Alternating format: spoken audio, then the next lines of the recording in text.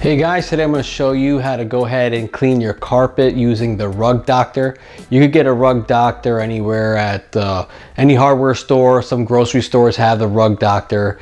You could rent it for a day, 24 hours, 48 hours, depends on where you go. The process is going to be similar to what the Rug Doctor tells you. The only difference I'm going to do here is I'm not going to buy their cleaning solution, and I'm not going to follow the directions on how they use their cleaning solution. So normally the way the Rug Doctor works is there's two tanks. There's a dirty water tank and there's a clean water tank. According to Rug Doctor, normally you have to buy the cleaning solution and you put it in the clean water tank. Therefore, the solution gets mixed with the clean water, and that is what is used to clean the carpet.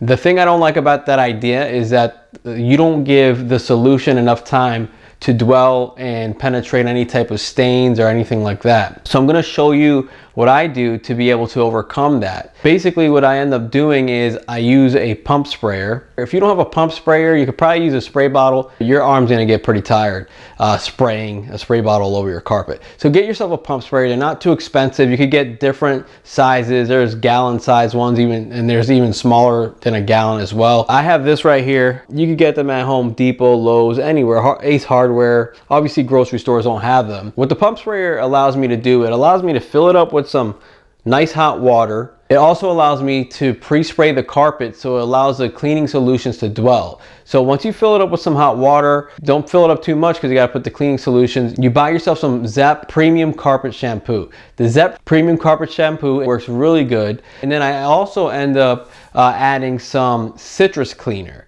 The citrus cleaner, technically, if you read the bottle, it doesn't tell you to use it on carpet or anything like that, but I put a little bit of citrus cleaner in there, which does a great job in breaking down any buildup grime or anything like that. It's a degreaser. Mix it up really good, and then you spray it onto your carpet. Let it dwell. Don't let it dry, but just let it sit there and let it penetrate on the tough stained area or on the really deep stains. Spray even more product on there. Let it dwell. If you gotta scrub it with a brush or even use your foot to scrub it, that's fine.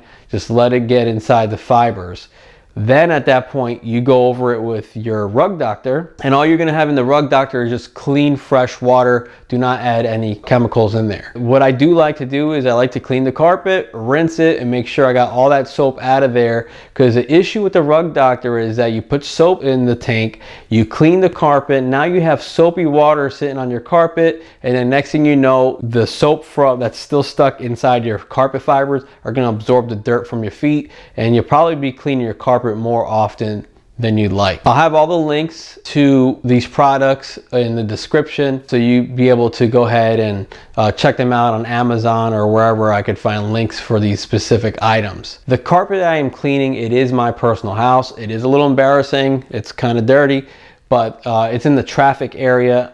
My daughter decided to vomit in that area. I cleaned it the best I could. It looked good when I was done, but that was without a carpet cleaner, with spraying, scrubbing, and sucking out any water that's in the carpet. So it's one of those things where, unfortunately, over time, it kept attracting dirt, and you'll see a good traffic pattern, but we'll see how good I could get it. So I am gonna expose my dirty carpet to you guys. I wanna show you how great this method works. Stay tuned. Thanks for watching. Step one. Thoroughly vacuum your carpet. Get up as much dust and dirt from the carpet. If you do have an attachment to go ahead and clean the edges, use that tool. Clean the edges really good. Get rid of any type of dust or dirt built up in the edge or under your bed or whatever. Just do a thorough cleaning. Even if you're not using the carpet cleaner in that area, thoroughly vacuum. You might as well while you're at it. Step two, fill your pump sprayer. Be sure to add your cleaning solutions that we discussed earlier, and make sure your valve is in the off position if your pump sprayer has that valve. All that valve does is just allows you to release any pressure when it's time for you to open the pump sprayer, but make sure it's off. If for some reason the nut that's attached to the valve that goes into the pump sprayer is loose, just tighten it up. The way you know that you have a good seal is if when you pump it, if you don't hear any whistling sounds or anything coming out of it, then you have a good seal. If you have any type of whistling sounds, figure out where it's at and just tighten whatever is loose. Pump it until you can't really pump too much more, or until it gets hard. Lock it into place, and then at that point you could start spraying the carpet. Thoroughly spray the carpet, but before you start thoroughly spraying, just make sure that the wand tip is open at the right position. You don't want a stream of liquids, but you also don't want just a mist of liquids. So you have to adjust it where you got a good fan of liquids coming out and where you hear it hitting the carpet. Sometimes if the fan is too wide, it becomes more of a mist and it's just misting the carpet and doesn't really do too much as far as penetration. Or if it's too much of a stream, then you're not getting good coverage. So you want a good fan, but it needs to be a fan that allows the carpet to get wet. And as you're spraying, just overlap everything you're spraying. What I do is once I do my overlapping method, I touch the carpet. If my fingers are wet or my hand is wet, then I know I put enough solution down. If when I touch it and my fingers are slightly wet or a little damp, then we know that we need to add more solution and maybe adjust a tip to give better coverage. Prior to spraying the carpet, I do spray all the stains first. So if you have any spots that you want to treat first, treat your spots first and then spray all your carpet. This specific rug doctor is actually different than rug doctors I've rented in the past. This rug doctor is a different design than what I'm used to, but the concept is the same. On the front side, you're going to see that you have a dirty water tank. The dirty water tank releases with one of those buttons you see in the middle, and on the back, you have clean water tank. When we look at this from the top, there's a trigger under that handle. There's an on and off button, but that on and off button is 3 ways. One way is for your carpet, the middle is off, and to the right is your tool. So if you decide to use a tool to clean upholstery, that's where you would position that. These buttons, you pinch them and it allows you to collapse the handle.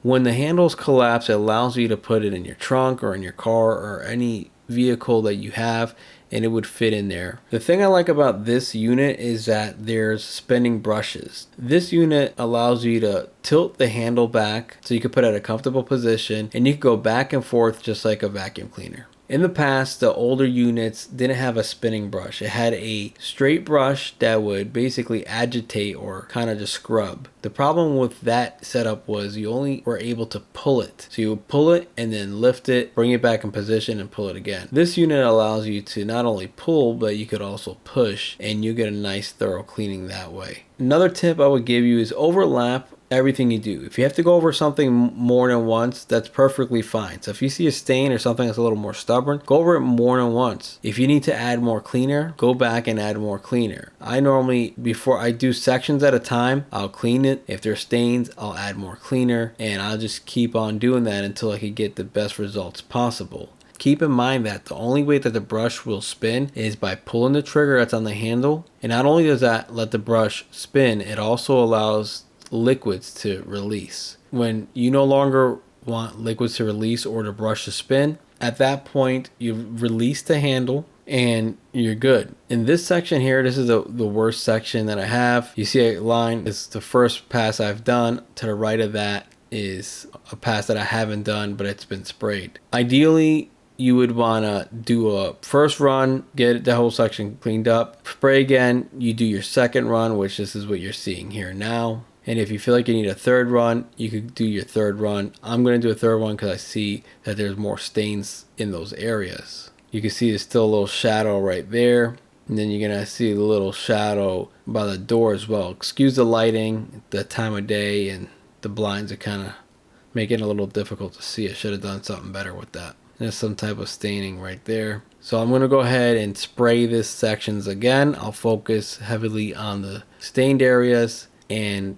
hope that we get a better result. This is the last run, this is the third run, and the shadows have lightened up quite a bit. If I went for a fourth or fifth round, I'm pretty sure I could get it even better, but I didn't go that crazy because I needed to do a couple other rooms and I was limited on time. The benefit of this is that if you decide to do this every few months, I'm pretty certain you might be able to get that looking better. Just use the same process. Maybe if you feel like you gotta add more chemicals to the pump sprayer, that's fine. I feel like you could get it better. And the reason why I say that, when I owned my carpet cleaning business, I had a client that had white carpet and it was pretty bad. But each time I went there, I went every 6 months, the carpet looked better and better. By the time it was done, it was almost like new. You could barely see the traffic pattern, and I kept up with that for a few years, and that carpet looked beautiful. Even if you have cheap builder grade carpet, which this is what I have here in my house, it's just builder grade carpet, you should be able to get some good results from this by maintaining your carpet cleaning and your vacuuming. If you guys found this valuable, go ahead and hit the like button, share, subscribe. I'll go ahead and add links in the description to these products so you guys can purchase it. And also I will have a link to my Etsy store where I have graphic tees and other products if you guys want to check that out. Anything you purchase on Amazon or in the Etsy store does help support this channel and allows me to get motivated to post more videos. Thanks again, guys. Stay tuned for more.